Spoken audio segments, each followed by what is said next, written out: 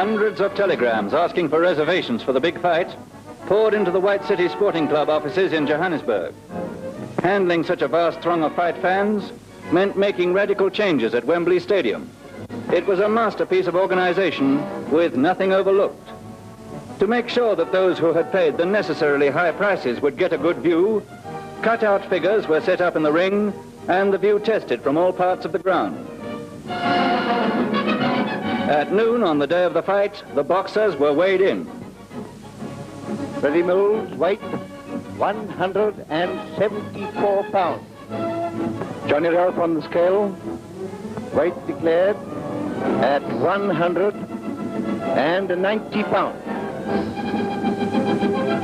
A few hours later, with the stage set and preparations perfectly completed for a record crowd, the unreserved seats began to fill. Many people had arrived in Johannesburg from other provinces by special trains run specifically for the fight. There were 24,000 people present, creating a record-breaking gate of 42,000 pounds by the time Johnny Ralph, South African heavyweight champion, stepped into the ring, closely followed by world light heavyweight champion Freddie Mills of Great Britain. Freddie Mills, veteran of over 100 fights, was conceding 16 pounds in weight, among other advantages. But with a formidable number of knockouts to his credit, Johnny Ralph, in his 18th professional fight, had justifiable reason to be a little apprehensive. As the introductions were made, the crowd was anticipating a great fight. Ralph was the first to attack and relied on his speed to keep out of any serious trouble. The first round was considerably faster and more willing than on most big occasions.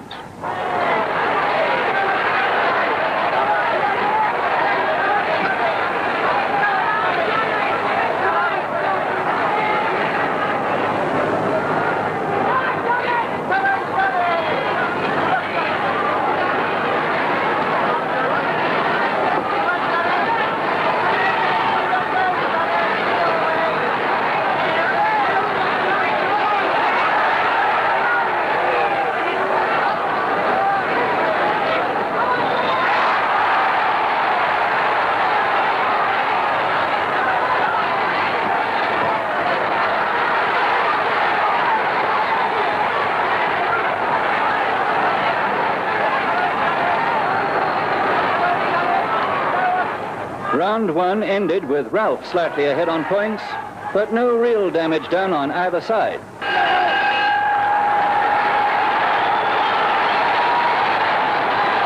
Second out the ring, the second round.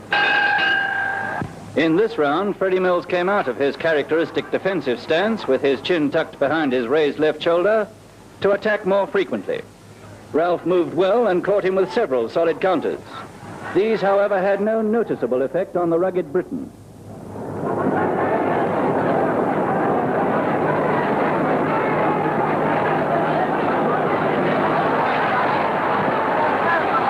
It was during this round that Freddie Mills first displayed his sportsmanship when Johnny Ralph slipped. It occurred several times during the fight, and not on any single occasion did Mills take the slightest legitimate advantage of it.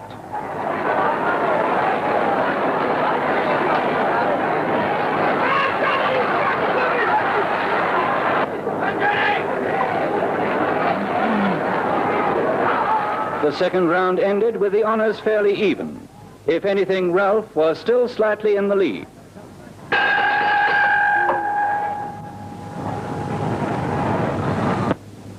Seconds out the ring, the third round. By now, Freddie Mills had looked his opponent over with an experienced eye and decided it was time to come to close quarters. But Ralph used the ring well to stem the tide. Mills brought a new weapon into action, a short overarm right chop.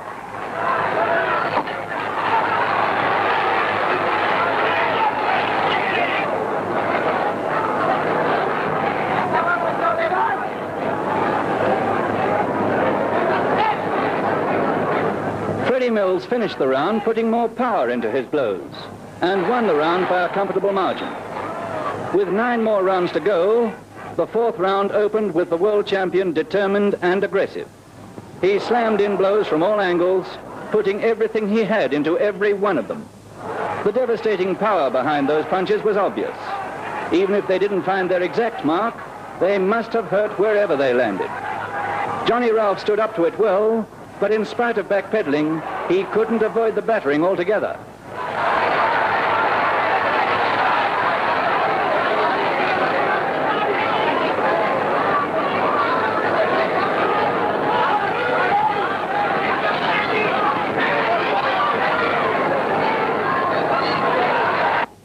Seconds out the ring, round number 5.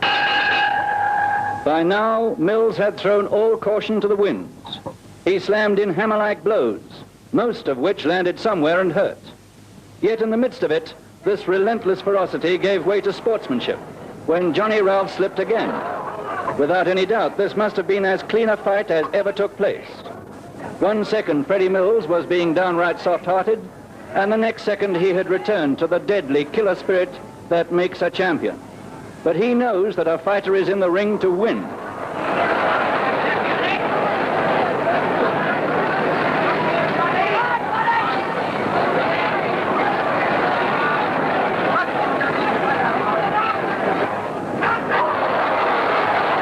Towards the end of round 5, Ralph was decidedly the worse for wear and held on to save himself.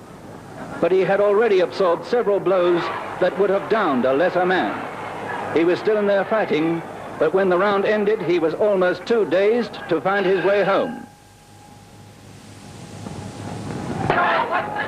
As the fight entered the halfway stage, the outcome was no longer in doubt. If a 6,000-foot altitude has a serious effect on boxers, Freddie Mills didn't show it. What followed was a nightmare for the South African and only served to prove that he can take it.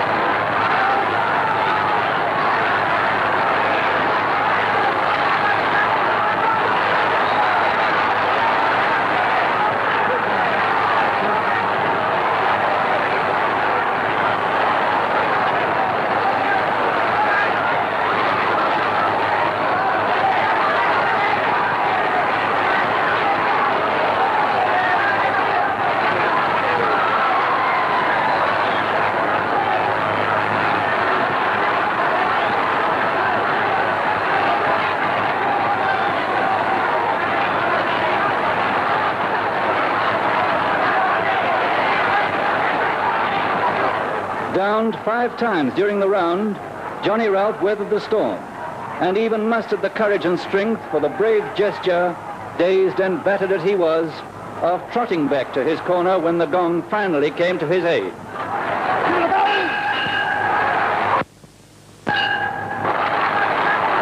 The 7th round couldn't last. Yet when Ralph slipped again, Mills actually helped him up and took him to rub his feet in the resin in his own corner. It was undoubtedly sporting, particularly as it gave Ralph a few more precious seconds to recover. But it also showed that Freddie Mills had no qualms about his own ability to win the fight. The annals of boxing, however, are full of the most unexpected recoveries and reversals.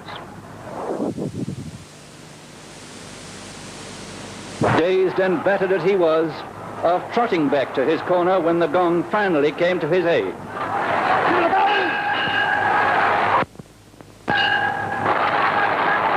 The 7th round couldn't last.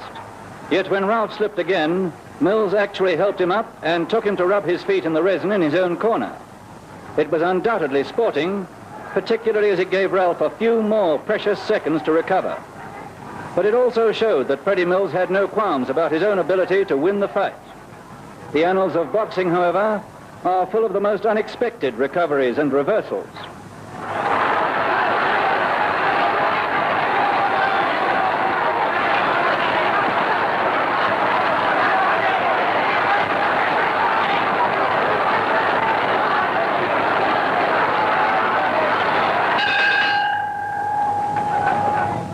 Most forecasters had predicted that if the fight went as far as this, it would go the full distance and Ralph would win on points.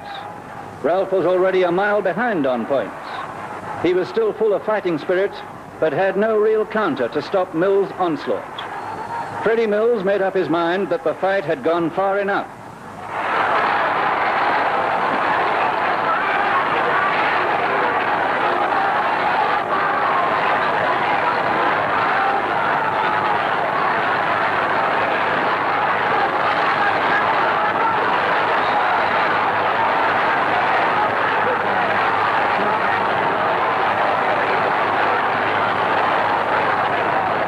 As Lynn McLaughlin and Tom Holstock got the stricken Ralph back to his corner, the crowd gave his victor a well-deserved ovation.